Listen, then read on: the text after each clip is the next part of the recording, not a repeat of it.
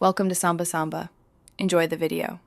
In this video, I will explain how to link your cell phone to a Panasonic phone. This feature, called Link to Cell, allows you to integrate your mobile device with your home phone system. You can answer or make cellular calls using any of your comfortable cordless handsets.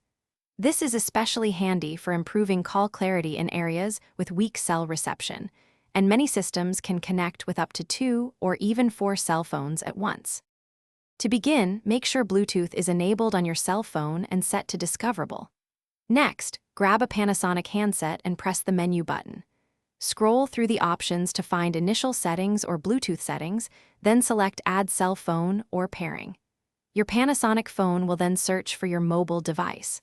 When prompted on your cell phone, enter the default PIN, which is typically 4 zeros, to complete the pairing process. After successful pairing, the cell indicator on your Panasonic base unit will illuminate, confirming the connection. To make a cellular call, simply dial the number on your Panasonic handset and press the dedicated cell button. Incoming cellular calls will ring on all your registered home handsets, allowing you to answer from anywhere in your home. You can also transfer your cell phone's contacts to the Panasonic phone book for easy access.